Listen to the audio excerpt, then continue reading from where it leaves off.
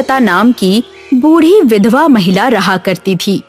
हेमलता अपने घर के बाहर खड़ी थी कि तभी एक कमजोर लड़का हेमलता के पास आकर कहता है, भगवान के नाम पर कुछ खाने को दे दो माँ जी, मैंने 2 दिन से कुछ नहीं खाया। तुम तो शक्ल से भिखारी नहीं लगते। मैं भिखारी नहीं हूँ, कुछ समय पहले मेरा व्यापार ठप पड़ गया। मेरे माता पिता की भी एक रोड एक्सीडेंट में मौत हो गई। मैं अनाथ हो गया। मैं मेहनत मजदूरी करके अपना पेट पालता हूँ, लेकिन पिछले कुछ समय से मैं बीमार चल रहा हूँ, इसलिए मेहनत मजदूरी नहीं कर पा रहा।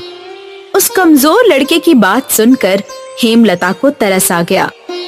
हेमलता तुरंत रसोई से कुछ भोजन निकालकर उस लड़के को पकड़ाती हुई कहती है, ये लो बेटा, पेट भर कर खाना, और हाँ, अगर दोबारा भूख लगे तो यहाँ पर चले आना। हेमलता की बात सुनकर वो लड़का वहाँ से चला गया। हेमलता मुस्कुराती हुई अपने घर के अंदर गई ही थी कि तभी उसकी बहू राधा क्रोधित होकर हेमलता से कहती है, ये क्या नौटंकी लगा रखी है माँ जी? एक तो वैसे ही महंगाई आसमान छू रही है, ऊपर से आप रसोई से भोजन निकालकर लोगों को मुफ्त में बांट रही हैं। ये कैसी बातें कर रही हो तुम बहू? वो बेचारा भूखा था और भूखे को खाना खिलाना हमारा कर्तव्य है। अगर इतना ही कर्तव्य निभाना है तो खुद 4 पैसे कमाकर घर पर क्यों नहीं लाती? जब 4 पैसे कमाओगी तो तुम्हें भी पता लग जाएगा कि पैसे कमाना कितना मुश्किल काम होता है। वैसे भी मेरे पति दिन रात मेहनत फिजूल खर्च के लिए नहीं करते। तुम्हारा पति बनने से पहले मेरा बेटा है, और मत भूलो, मैंने और मेरे स्वर्गवासी पति ने दिन रात कड़ी मेहनत करके अपने बेटे को पाल पोस कर बड़ा किया है और उसे कमाने के लायक बनाया है। अगर ऐसा किया भी है तो कोई एहसान नहीं किया है। हर माता पिता अपनी संतान के लिए यही करते हैं। मुझसे ज्यादा जुबान लड़ाने की जरूरत नहीं है बहू। वैसे भी इस उम्र में आकर भी मैं सुबह दोपहर शाम का भोजन स्वयं ही बनाती हूँ। अच्छा, तो मुझे जता रही हो? जता नहीं रही हूँ बहू, तुम्हें ये बताना चाह रही हूँ कि मैं अभी मुफ्त का नहीं खाती, और मैंने उस गरीब को भोजन भी अपने हिस्से का दिया है। मैं आज दोपहर का भोजन नहीं करूंगी। इतना कहकर हेमलता अपने कमरे के अंदर चली गई। शाम को जैसे ही राधा का पति राजेश घर पर आया, राधा बुरी तरह से क्रोधित होकर राजेश से कहती है, सुनिए जी, मैं और माँ जी अब एक साथ नहीं रह सकते। अब क्या हुआ राधा? क्या हुआ? अरे ये पूछो क्या नहीं हुआ?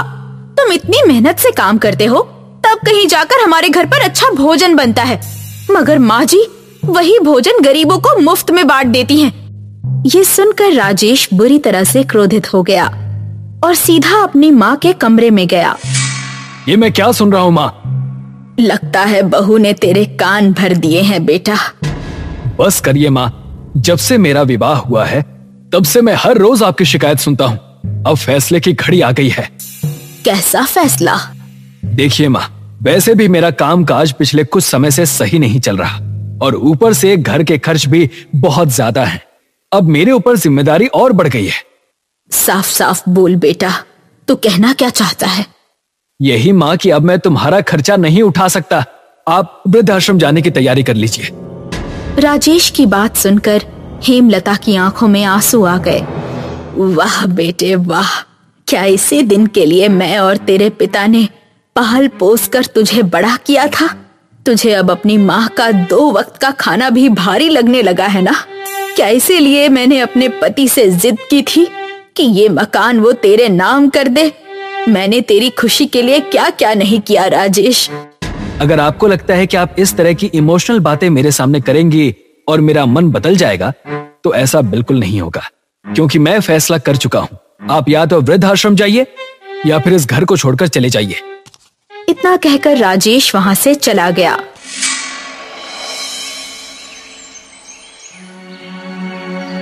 अगली सुबह हेमलता अपने घर से बाहर निकल गई और अपने घर से बहुत दूर जाकर एक पेड़ के नीचे फूट फूट कर रोने लगी।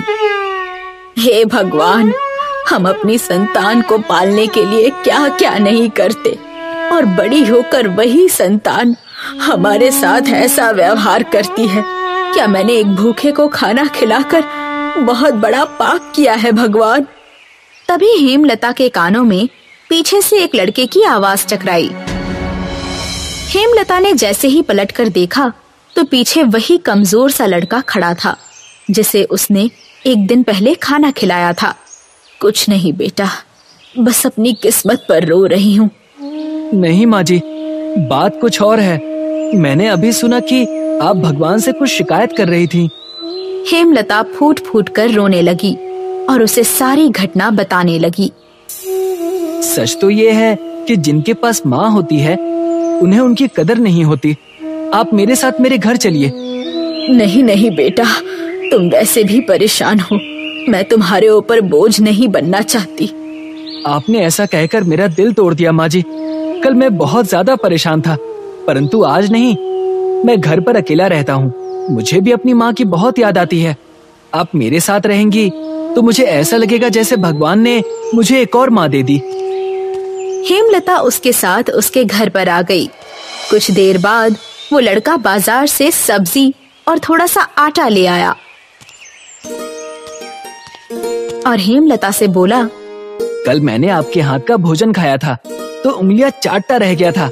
आज मैं फिर खाना चाहता हूँ। हेमलता मुस्कुराते हुए भोजन तैयार करने लगी।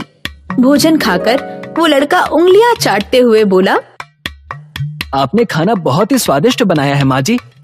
अच्छा ये बताओ, तुम्हारा नाम क्या है? मैं तुम्हारा नाम अब तक पूछ ही नहीं पाई। मेरा नाम किशन है माँ जी। आप कोई ढाबा या होटल क्यों नहीं खोल लेती? बेटा, ढाबा या होटल पैसों से खुलता है। किशन गहरी सोच में डूब गया। क्या सोचने लगे बेटा? कुछ समय पहले मैं मुंबई गया था। वहाँ पर मैंने एक अजीब सर्विस देखी। वहाँ पर काम करने वाले व्यक्तियों को टिफिन के द्वारा खाना सप्लाई किया जाता है। तो तुम कहना क्या चाहते हो? क्यों ना माँ जी, आप भी गांव में टिफिन सर्विस शुरू कर दें। आप खाना बहुत अच्छा बनाती हैं। गरीबों के लिए टिफिन की कीमत 1 रुपया रखिए और जो गरीब नहीं है उनकी कीमत 100 रखिए। लेकिन किशन, हमारे टिफिन को कौन खरीदेगा? आप उसकी चिंता मत कीजिए। आजकल ऑनलाइन का दौर है। मैं ऑनलाइन बिजनेस का सारा सेटअप कर दूंगा। और उसके लिए ये धन कहाँ से आएगा? माँ जी, मैं अपना घर गिरवी रख दूंगा। तुम मेरे लिए इतना सब कुछ क्यों कर रहे हो? माँ जी, आप इन दुनिया वालों को दिखा दीजिए कि एक औरत के अंदर कितनी शक्ति होती है। वो अगर बूढ़ी भी हो जाए तो भी वो दुनिया वालों को झुका सकती है। किशन की बात सुनकर हेमलता के अंदर आत्मविश्वास जाग उठा। अगले दिन किशन अपने घर के कागज गिरवी रखकर उसके बदले में कुछ रुपए उठाकर बाजार से बहुत सारा राशन खरीद कर ले आया। हेमलता भोजन बनाने में जुट गई और किशन भोजन को टिफिन में पैक करने लगा। किशन, कहीं ऐसा ना हो कि सारा का सारा भोजन बेकार चला जाए। चिंता मत कीजिए माँ जी, मैंने बढ़िया टिफिन सर्विस वेबसाइट बनाकर टिफिन की कीमत सेट कर दी है। मुझे विश्वास है कि कुछ ही देर में फोन की घंटी बजने लगेगी, क्योंकि अब गांव वाले भी मोबाइल रखते हैं। तुम्हारी बात सही है बेटा, लेकिन गरीब मोबाइल नहीं रखते। किशन ने इतना कहा ही था कि तभी उसके फोन की घंटी बज उठी। किशन मोबाइल की स्क्रीन पर देखकर खुशी से चहकता हुआ हेमलता से कहता है, माँ जी, हमें अपना पहला ऑर्डर मिल गया है। पहली बार में ही हमें 5 टिफिन का ऑर्डर मिला है, वो भी गांव की पुलिस चौकी से। किशन टिफिन अपनी साइकिल पर रखकर सीधे अपने गांव के थाने की ओर चल दिया। कुछ देर के अंदर किशन थाने के अंदर खड़ा था। एक पुलिस वाला किशन से कहता है, अरे भाई, हमने मोबाइल पर तुम्हारी बढ़िया टिफिन सर्विस का ऐड देखा, इसीलिए सोचा कि टिफिन मंगा कर देखते हैं कि तुम 100 रुपए में क्या खिला रहे हो। हाँ हाँ, क्यों नहीं साहब, एक बार खाएंगे तो उंगलियां चाटते रह जाएंगे। कुछ देर में पुलिस वाले ने टिफिन के अंदर रखा हुआ भोजन खाया। एक पुलिस वाला किशन से कहता है, भाई, टिफिन खाकर तो हमें मजा आ गया। इतना स्वादिष्ट भोजन तो हमें घर में भी नहीं मिलता। क्या तुम रोज थाने में टिफिन लेकर आ सकोगे? हाँ हाँ साहब, क्यों नहीं। वैसे ये भोजन किसने बनाया है? मेरी माँ ने। कुछ दिनों में हेमलता का टिफिन सर्विस बुढ़िया की टिफिन सर्विस के नाम से आसपास के गांव में भी प्रसिद्ध होने लगी और किसी को भी अगर भूख लगती तो वो तुरंत बुढ़िया टिफिन बॉक्स के नंबर पर फोन घुमा देता। ये सब देखकर उस इलाके की कलेक्टर सुमित्रा अपनी सेक्रेटरी से कहती है, आखिर ये बुढ़िया टिफिन बॉक्स का चक्कर क्या है? कलेक्टर साहिबा, एक बूढ़ी औरत जो अपने कमजोर बेटे के साथ रहती है, ये कंपनी उसी की है। क्या आपने कभी उसके टिफिन का स्वाद चखा है? नहीं? तो फिर आपको उसके टिफिन का स्वाद चखना ही चाहिए। आपको उनके खाने में घर के खाने की महक महसूस होगी। अपनी सेक्रेटरी के कहने पर सुमित्रा ने बुढ़िया टिफिन बॉक्स से एक टिफिन मंगवाकर जैसे ही भोजन खाया, वो खुशी से अपनी सेक्रेटरी से बोली, इस बूढ़ी औरत के हाथों में तो जादू है, हमें इसकी मदद करनी चाहिए। मैंने सुना है कि ये गरीबों को केवल 1 रुपए में टिफिन देती है। मैं इस बूढ़ी औरत से जरूर मिलने जाऊंगी। अगले दिन कलेक्टर सुमित्रा हेमलता से मिलने पहुंच गई। तुमने इस उम्र में ये सब कुछ करके साबित कर दिया है कि औरत कभी किसी से कमजोर नहीं है। मैं तुम्हारी बुढ़िया टिफिन बॉक्स कंपनी को सरकार की तरफ से 50 लाख रुपए का चेक देती हूँ। कलेक्टर 50 लाख रुपए का चेक देकर वहाँ से चली गई। कुछ ही दिनों में किशन के घर की जगह एक आलीशान हवेली बनी हुई थी और अब वहाँ पर हेमलता का हाथ बटाने के लिए बहुत सारे लोग भी उपलब्ध थे। एक दिन हेमलता किशन से बातें कर रही थी कि तभी वहाँ उसकी बहू राधा और बेटा राजेश आ गए। माँ, आप हमें छोड़कर कहाँ चली गई थी? हमने आपको कहाँ कहाँ नहीं ढूंढा। मुझसे भूल हो गई बाजी, मुझे माफ कर दीजिए। मैं आपको घर ले जाने के लिए आया हूँ। तुम दोनों यहाँ पर आए, मुझे बहुत अच्छा लगा। मैंने तुम दोनों को माफ कर दिया, लेकिन मैं तुम्हारे साथ घर नहीं जा सकती। मैं अपने दूसरे बेटे के साथ ही अपना जीवन बिताऊंगी। ये आप कैसी बातें कर रही हैं माँ? आपका तो बेटा सिर्फ मैं हूँ ना? नहीं राजेश, मेरा एक बेटा और भी है जिसने मुसीबत में मेरा साथ दिया। मैंने इसे केवल 1 वक्त का खाना खिलाया था और इसने इसके बदले में मुझे अपनी माँ बना लिया और तुम्हें मैंने पाल पोस कर बड़ा किया। खुद भूखी और प्यासी रहकर तुम्हें पढ़ाया लिखाया और तुमने 1 वक्त के भोजन के लिए मुझे वृद्धाश्रम जाने के लिए कह दिया और यहाँ तक कह दिया कि तुम मेरा खर्चा नहीं उठा सकते। मैं नहीं आ सकती। मैं जानती हूँ तुम्हें यहाँ मेरी याद खींचकर नहीं लाई, बल्कि मेरी प्रसिद्धि और दौलत यहाँ पर खींचकर लाई है। तुम दोनों जा सकते हो। हेमलता की बात सुनकर राजेश और राधा मुंह लटकाकर वहां से चले गए और देखते ही देखते हेमलता का बुढ़िया टिफिन सर्विस सारे देश में प्रसिद्ध हो गई। एक गांव में सुधा नाम की बूढ़ी औरत रहा करती थी। उसके परिवार में उसका बड़ा बेटा निरंजन और उसकी बेटी शिखा ही थी। उसकी बेटी शिखा गांव में ब्यूटी पार्लर चलाया करती थी। एक दिन की बात है, सुधा सोकर उठी तो उसने देखा कि उसकी बेटी तैयार होकर कहीं जा रही थी। शिखा, इतनी सुबह सुबह तैयार होकर तुम कहाँ जा रही हो? अभी तो ब्यूटी पार्लर खोलने का टाइम भी नहीं हुआ। मैं ये शहर छोड़कर जा रही हूँ माँ। अब मुझे इस गांव में नहीं रहना। ये कैसी बात कर रही हो तुम? नहीं रहने से तुम्हारा क्या मतलब है? तभी सुधा का बेटा निरंजन वहां आकर बोला, शिखा, तुम बताते क्यों नहीं माँ को कि तुम ये शहर ही नहीं बल्कि देश भी छोड़कर जा रही हो, वो भी मेरे साथ। सुधा अपने बेटे की ओर देखकर बोली, बेटा, ये कैसी बातें कर रहे हो तुम? मैं सही कह रहा हूँ माँ। मुझे इन अनपढ़ गंवार गांव वालों के साथ नहीं रहना। आपसे मैं कई बार अपने मन की बात कह चुका था, लेकिन एक आप हैं जो इस गांव को छोड़ने के लिए तैयार ही नहीं है। इस गांव में मेरे पति की यादें बसी हैं। इस घर में मेरी आत्मा बसती है। मैं भला कैसे जा सकती हूँ? तो फिर आप अपनी यादों के सहारे ही इस गांव में रहिए। हमें नहीं रहना यहाँ। भैया को अमेरिका में जॉब मिल गई है और कंपनी ने उन्हें फ्लैट भी दिया है। मैं भैया के साथ ही रहूंगी। तुम दोनों चले जाओगे तो मैं अकेली क्या करूंगी? मेरा खर्चा पानी कैसे चलेगा? वो सब मुझे नहीं पता माँ। अगर आपको अपने खर्चे पानी की इतनी ही चिंता है तो आप भी हमारे साथ चलिए ना। नहीं तो मेरी बहन जो ब्यूटी पार्लर चलाती थी, आज से आप वो ब्यूटी पार्लर चलाकर अपना खर्चा पानी निकाल सकती हैं। इतना कहकर निरंजन और शिखा अपना सामान लेकर घर से बाहर निकल गए। सुधा बेचारी दिन भर रोती रही।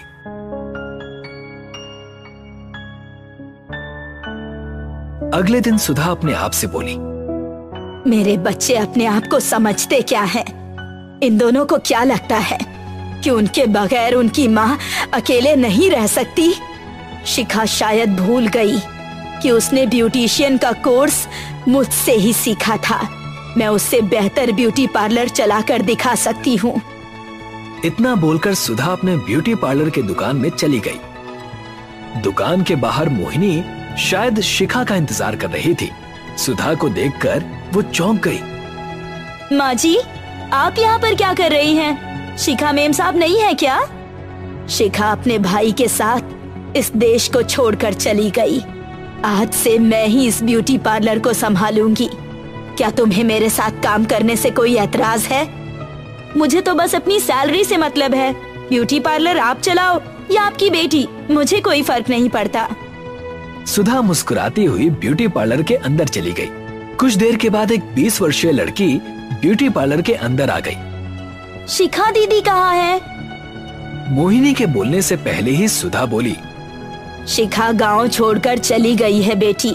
तुम बताओ, तुम्हें क्या करवाना है? देखो, मुझे अपने चेहरे पर मसाज करवाना है। मसाज थोड़ा अच्छा करना, क्योंकि आज मुझे एक शादी में जाना है।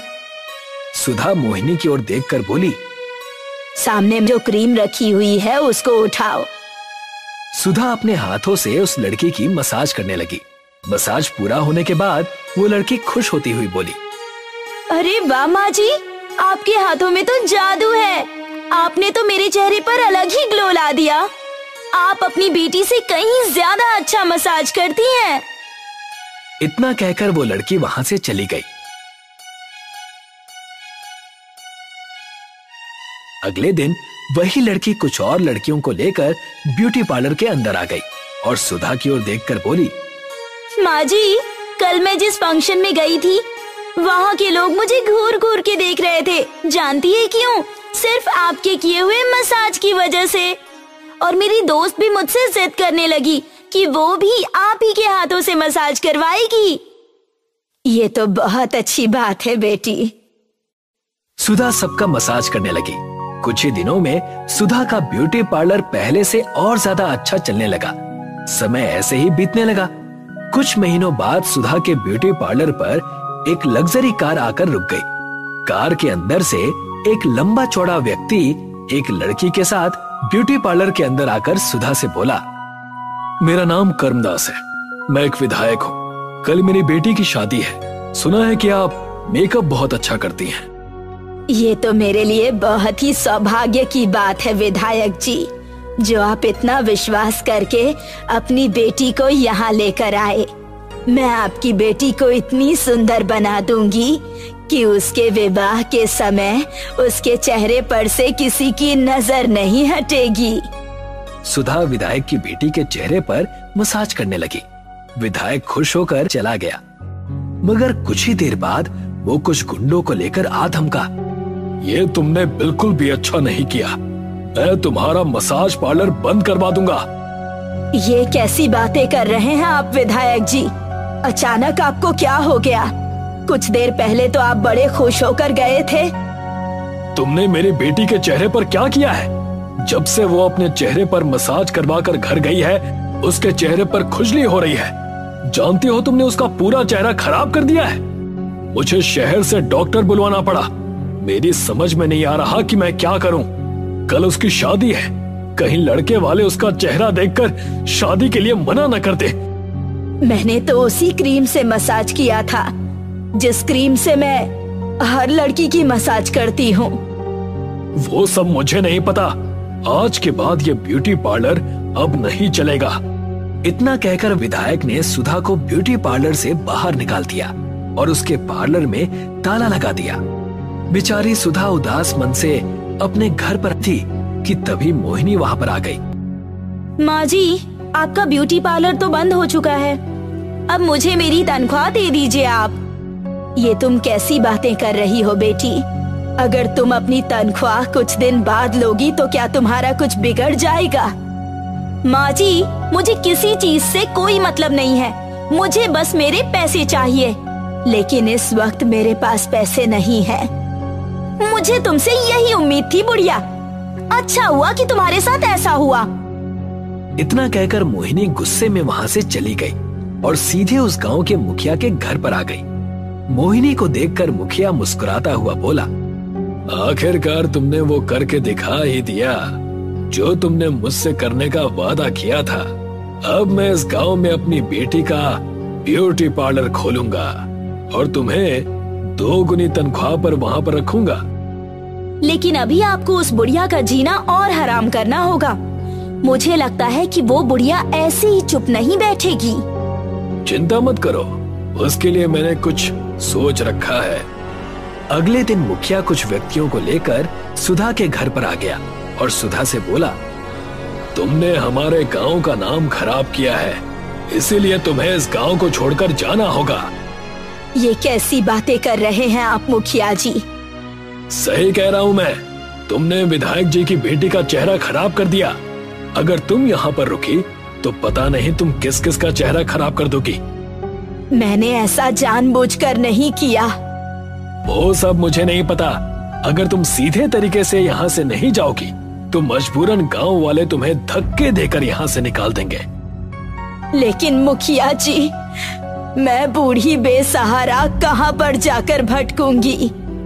मुझे उससे कोई मतलब नहीं, यहाँ से निकल जाओ। मुखिया ने सुधा को धक्के देकर उसके ही घर से उसे बाहर निकाल दिया। सुधा बेचारी भूखी प्यासी एक खेत में जाकर गई। तभी एक अजनबी औरत सुधा के पास आ गई। कौन हो तुम? तुम्हें काफी देर से देख रही हूँ। तुम्हारे परिवार वाले कहाँ हैं? उस औरत की हमदर्दी देखकर सुधा की आंखों में आंसू आ गए। वो रोते हुए अपने साथ घटी घटना बताने लगी। देखो, तुम चाहो तो मैं तुम्हारी मदद कर सकती हूँ। इस गांव के हाईवे पर मेरा घर बना हुआ है। मैं भी किसी जमाने में ब्यूटी पार्लर चलाया करती थी, जो कि अब बंद हो चुका है। तुम चाहो तो उस ब्यूटी पार्लर को दोबारा चला सकती हो और मेरे घर पर भी रह सकती हो।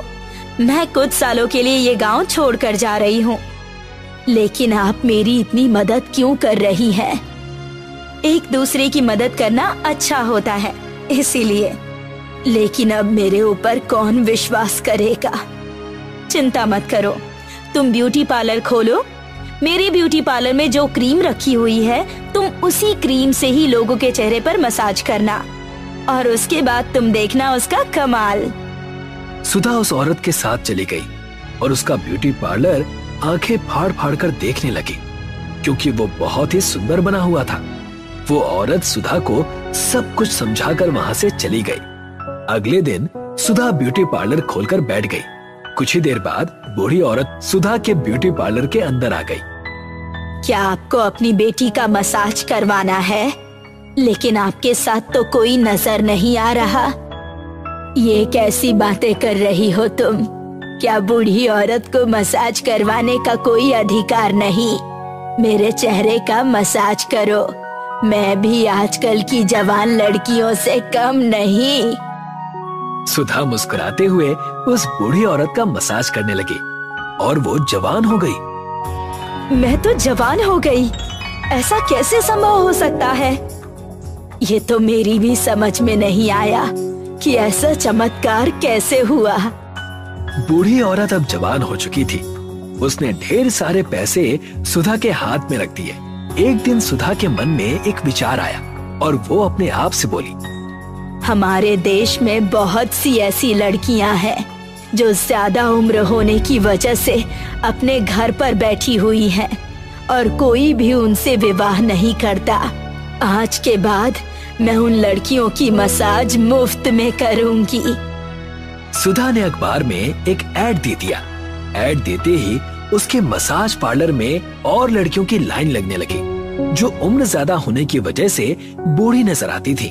कुछ दिनों के बाद वही विधायक अपनी बेटी को लेकर सुधा के पास आया। मुझे माफ कर दो माँ जी, मैं अपनी बेटी का बिगड़ा हुआ चेहरा देखकर कुछ ज्यादा ही क्रोधित हो गया था। मैंने आपको अपमानित किया। मुझे नहीं पता तुम्हारी बेटी का चेहरा कैसे बिगड़ा, लेकिन यकीन मानो तुम्हारी बेटी का चेहरा बिगाड़ने में मेरा कोई हाथ नहीं है। मेरी बेटी की शादी टूट गई और अब उससे कोई शादी करने को तैयार नहीं। चिंता मत कीजिए। इतना कहकर सुधा उसकी बेटी के चेहरे पर मसाज करने लगी। मसाज करते ही उसकी बेटी का चेहरा बिल्कुल ठीक हो गया। इधर गांव का मुखिया सुधा का ब्यूटी पार्लर चलना देखकर काफी परेशान हो चुका था। वो क्रोधित होते हुए मोहिनी की ओर देखकर बोला, आखिर ये सब कुछ हो क्या रहा है मोहिनी? मुझे खुद नहीं पता, बस इतना पता है कि बूढ़ी औरतें उसके पार्लर में जाती हैं और जवान होकर बाहर निकलती हैं। अरे उसने तो बहुत ज्यादा उम्र की औरतों को भी जवान करना शुरू कर दिया है। धीरे धीरे उसका नाम बढ़ता जा रहा है। अगर ऐसा ही हाल रहा तो वो दिन दूर नहीं जब उसका कद मुझसे भी बड़ा हो जाएगा। बड़ा हो नहीं जाएगा बल्कि बड़ा हो चुका है। शायद आपको पता नहीं कि जिस विधायक की बेटी का चेहरा मेरी वजह से बिगड़ा था, कल उस बुढ़िया ने उसका चेहरा बिल्कुल सही कर दिया। आखिर उसके पास ये जादुई शक्तियाँ आई कहाँ से? पता नहीं। वो जिस जगह पर अपना ब्यूटी पार्लर चला रही है, वो जगह बरसों से बंद पड़ी हुई थी। सुधा वहाँ पर कैसे पहुँची, इसका किसी को कोई अंदाजा नहीं है और लोगों को इस बात से मतलब भी नहीं है, क्योंकि सुधा सबकी मदद कर रही है। मेरे पास एक तरकीब है। हमें इस रहस्य को जानने के लिए उसके ब्यूटी पार्लर के अंदर जाना होगा। तुम एक बहुत अच्छी ब्यूटिशियन हो। तुम मेरा और अपने चेहरे का ऐसा मेकअप करो कि हम दोनों बिल्कुल बूढ़े नजर आए। उसके बाद जाकर देखते हैं कि वो आखिर क्या चमत्कार करती है। वो दोनों बूढ़े का रूप लेकर सुधा के ब्यूटी पार्लर में चले गए। मैं बूढ़ा होने के साथ साथ बहुत ज्यादा बदसूरत भी हूँ। लोग मुझे ताने देते हैं। मैं चाहता हूँ कि आप मुझे जवान कर दे। मैं सिर्फ लोगों के चेहरे का मसाज करती हूँ। वो कैसे जवान हो जाती हैं, ये मुझे भी नहीं पता। वैसे तुम्हारे साथ में ये कौन है? ये मेरी पत्नी है। सुधा ने उन दोनों के चेहरे पर मसाज कर दिया, मगर उन दोनों के चेहरे पर कोई परिवर्तन नहीं आया। मेरा चेहरा तो बिल्कुल वैसा का वैसा ही है। मैं तो जवान ही नहीं हुआ। इसका मतलब तुम लोगों को धोखा दे रही हो। मैं तुम्हारी पुलिस में शिकायत करूंगी। इतना कहकर मुखिया और मोहिनी वहाँ से निकलकर घर पर आ गए। हम दोनों के चेहरे पर तो ऐसा कुछ भी नहीं हुआ मोहिनी। लगता है कोई दूसरा तरीका अपनाना पड़ेगा। अब इस मेकअप को साफ कर दो। सुधा अपने और मुखिया के चेहरे का मेकअप साफ करने लगी, मगर मोहिनी के लाख कोशिश करने के बावजूद मेकअप साफ नहीं हुआ। क्या हुआ मोहिनी?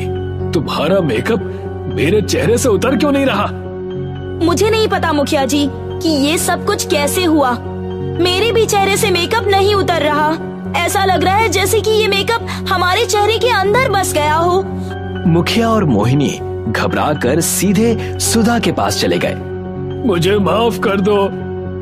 मुझे भी माफ कर दीजिए। मेरी ही वजह से आपका ब्यूटी पार्लर बंद हुआ था। मैंने ही आपको खराब क्रीम दी थी, जिसकी वजह से विधायक जी की बेटी का चेहरा बिगड़ा। अब हम दोनों को प्लीज ठीक कर दीजिए। तुम दोनों यहाँ से जा सकते हो। शायद ईश्वर ने तुम्हें तुम्हारे कर्मों की सजा दी है। और रही बात जवान होने की, तो मैं सिर्फ लोगों का मेकअप करती हूँ। वो कैसे जवान हो जाती हैं मुझे भी नहीं पता। मोहिनी और मुखिया मुंह लटकाकर रोते हुए वहाँ से चले गए। तभी वहाँ पर एक तेज प्रकाश हुआ और वही औरत जिसने सुधा की मदद की थी सामने निकल कर आई।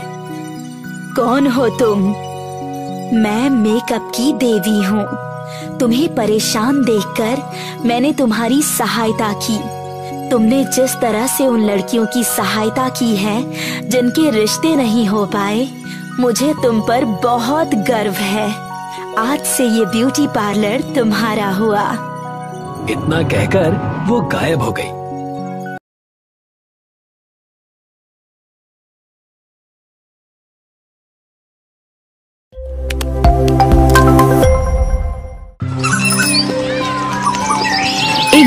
कनुआ नाम का एक मिस्त्री रहता था। साल के बाकी समय तो उसके पास काम सही चलता था, लेकिन बारिश के आते ही उसका पूरा काम ठप पड़ जाता था, जिसके कारण उसकी पत्नी नक्को उससे बहुत नाराज होती थी। घर में खाने को कुछ भी नहीं है, कुछ लाओगे या भूखा मारने का इरादा है? अरे ये कैसे बोल रही हो तुम? हैं? तुम्हारे तो मुंह से आग बरसती रहती है हर समय।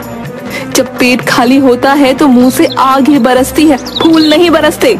अरे अब मैं क्या करूं? हैं? जब बारिश शुरू होते ही मेरा काम बंद हो जाता है तो मैं क्या करूं बताओ? तो ऐसा काम ढूंढो ना जो 12 मास चले। घर से निकल जाओ और जब तक कोई काम ना मिले वापस ना आना। अरे ना करो, जाकर कोई काम ढूंढो और खाने के लिए कुछ लेकर आओ। अगर खाली हाथ वापस आए तो मैं तुम्हें खा जाऊंगी। कनुआ काम ढूंढने के लिए घर से निकल जाता है। वो भटकता रहता है पर उसे कहीं भी काम नहीं मिलता। तभी उसे एक आदमी दिखता है जो थका हारा कहीं से आ रहा होता है। अरे तुम क्या काम करते हो भैया? मैं तो लोगों के घरों में नौकर का काम करता हूँ। क्यों, क्या हुआ? नहीं कुछ नहीं हुआ। मुझे बस ये पूछना था कि ये अच्छा काम है ना? अगर तुम मेहनत करने वाले आदमी हो तो ये अच्छा काम है, और सबसे अच्छी बात तो ये है कि ये काम कभी बंद नहीं होता। यहाँ तक कि किसी के मरने पर भी काम बंद हो जाते हैं, लेकिन ये काम और उल्टा बढ़ जाता है। ये सब सुनकर कनुआ भी नौकर बनने की ठान लेता है। वो बिरजू और मुन्ना लाल के घर काम करने लगता है। धीरे धीरे वो अपनी मेहनत और ईमानदारी से सबका भरोसा जीत लेता है। कनुआ, तुम सचमुच बहुत मेहनती हो। तुम्हारे बिना हमारा काम नहीं चल सकता। धन्यवाद मालिक, ये तो मेरा कर्तव्य है। बिरजू के घर से निकलकर वो मुन्ना लाल के घर जाता है। कनुआ, तुमने हमारे सारे काम बहुत अच्छे से संभाल लिए हैं। तुम्हारी वजह से हमें कोई चिंता नहीं होती। धन्यवाद भाभी जी, आप खुश तो हम भी खुश हैं। इन दोनों घरों में ईमानदारी से काम करने से उसे तारीफ तो भरपूर मिल रही थी, मगर बहुत अच्छा पैसा नहीं मिल रहा था, जिस वजह से उसकी पत्नी अभी भी उससे नाराज रहती थी। अब तुम्हारा मुंह क्यों फूला हुआ है? दो घरों में काम करते हो और लेकर क्या आते हो ये जरा से सिक्के? इनका क्या मैं अचार डालूं? अरे जो मेहनताना मिलता है वही तो लेकर आऊंगा ना, या उनके घर में डाका डाल दूं? हैं? मुझे नहीं पता, कुछ भी करो, अच्छा कमा कर लाओ, वरना मैं अपने मायके चली जाऊंगी। कनुआ अपनी पत्नी से बहुत प्यार करता था, वो उससे दूर नहीं रह सकता था, इसलिए वो ज्यादा पैसे घर लाने के लिए एक युक्ति लगाता है। मालिक, मुझे एक बात कहनी थी। हाँ बोलो कनुआ, क्या बात है? मालिक, मैंने सुना है कि मुन्ना लाल साहब ने आपके कपड़ों की नकल करके उन्हें सस्ते दामों में बेचना शुरू कर दिया है। क्या मुन्ना लाल ऐसा कैसे कर सकता है? मेरे कपड़े की नकल? जी मालिक, ये सच है। वो कह रहा था कि आपके कपड़े अब नहीं बिकेंगे, क्योंकि उसने वैसे ही कपड़े सस्ते में बेचने शुरू कर दिए हैं। बिरजू इस बात से बहुत नाराज हो जाता है। इसके बाद कनुआ मुन्ना लाल के घर जाता है। साहब, मैंने सुना है कि बिरजू साहब ने आपके ग्राहकों को ये कहकर लुभाना शुरू कर दिया है कि आपके कपड़े तो घटिया हैं। क्या बिरजू ऐसा कैसे कर सकता है भाई? वो तो मेरा दोस्त जैसा है। क्या बताएं साहब, आजकल पता नहीं चलता कि कौन दोस्त है कौन दुश्मन है। मैंने खुद सुना है, वो कह रहे थे कि आपके कपड़े किसी के लायक नहीं है और लोग अब उनके पास ही आएंगे। मुन्ना लाल भी इस बात से बहुत नाराज हो जाता है।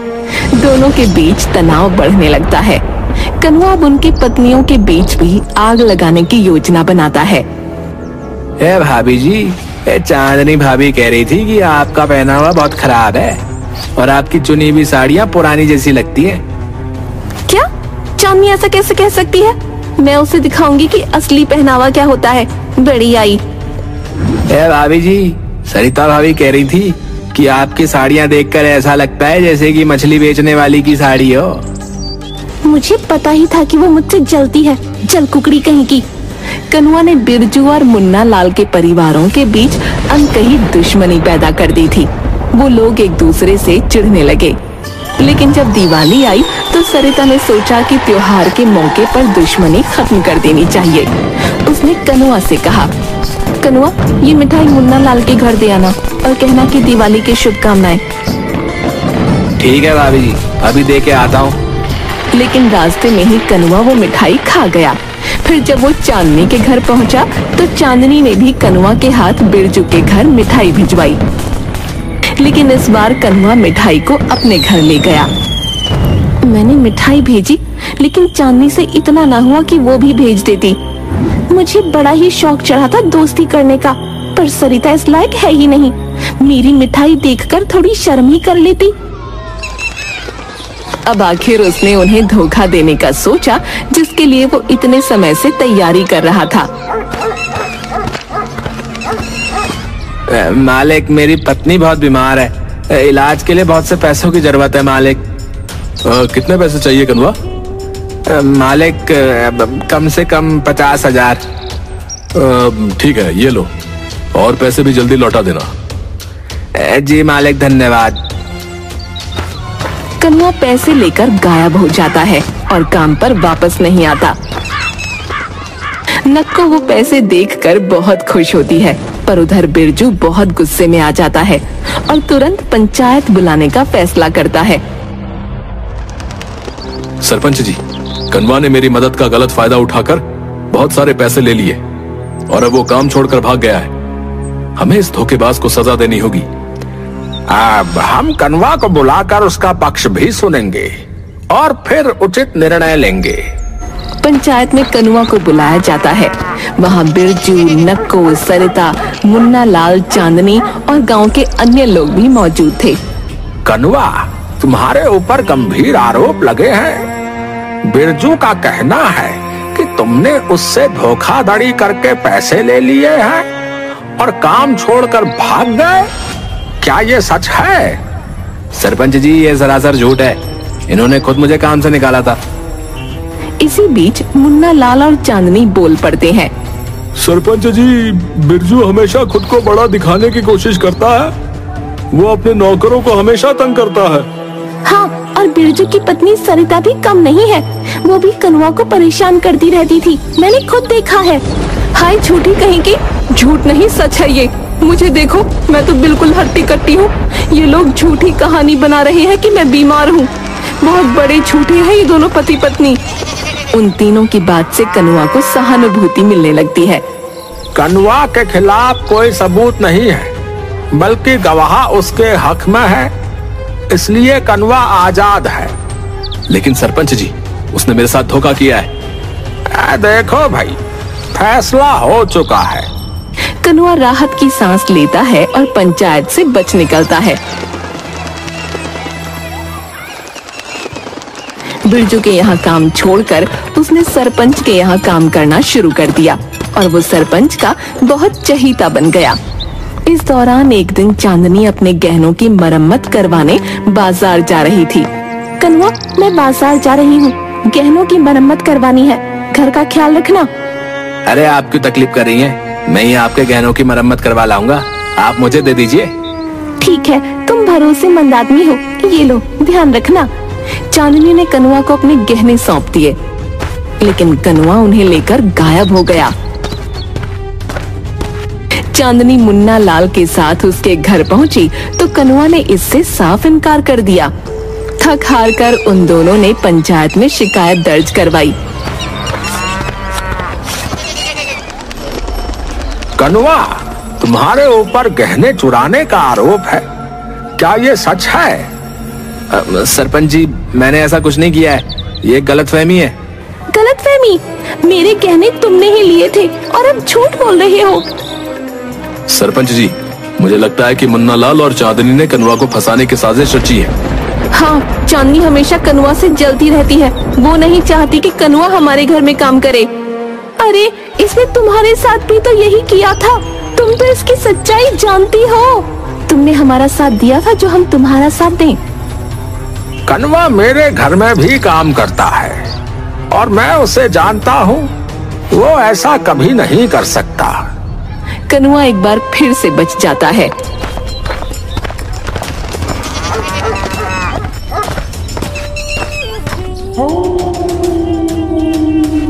आपने तो कमाल कर दिया। अब हमारे पास बहुत सारे पैसे और गहने हो गए हैं। चलो अब हम लोग शहर चलकर रहते हैं। चलो चलेंगे, शहर भी चलेंगे, लेकिन उससे पहले एक बड़ा हाथ तो मार लो। एक ऐसा बड़ा हाथ? सरपंच के घर। कनुआ सरपंच के साथ धोखा नहीं करना चाहता था, लेकिन नक्कू के बल देने पर वो राजी हो जाता है। वो कागज बनवाता है जिसमें लिखा होता है कि सरपंच की सारी जायदाद कनुआ के नाम है और उस पर सरपंच की मुहर लगवा लेता है। सरपंच जी, ये राशन का कागज है, इस पर जरा अपनी मुहर लगा दीजिए तो मुझे आसानी से राशन मिल जाएगा है। हाँ हाँ, ये लो लो। मुहर लगते ही कनुआ के तेवर बदल जाते हैं और वो सरपंच को घर से बाहर निकाल देता है। अब तू पागल हो गया है क्या कनुआ?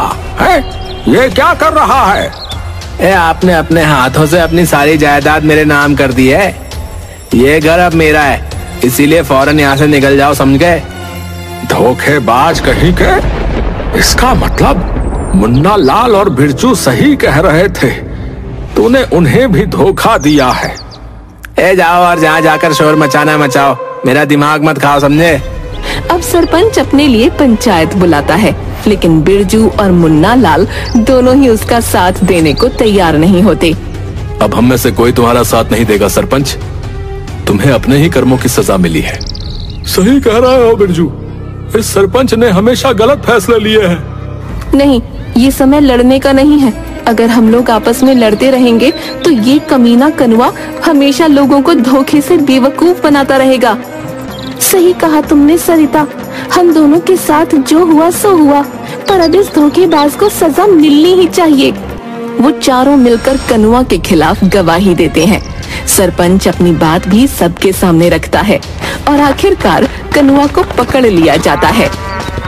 ये कागजात अभी के अभी मुझे वापस कर दो, और दूसरा जो तुमने बिरजू के पैसे लिए और मुन्ना लाल के गहने हड़पे, उन्हें भी वापस कर दो, और अब तुम्हें आजीवन कारावास दिया जाता है। नहीं नहीं, ऐसा ना करो, मेरे पति को छोड़ दो। आपके चिल्ला रही है कमीनी है? ये सब तेरी वजह से ही हुआ है। ना मैंने तेरी बात मानी होती और ना आज मैं इस जगह पे खड़ा होता, समझी? कनुआ उन लोगों के पैसे, गहने और कागजात वापस कर देता है और फिर उसे कारावास में डाल दिया जाता है।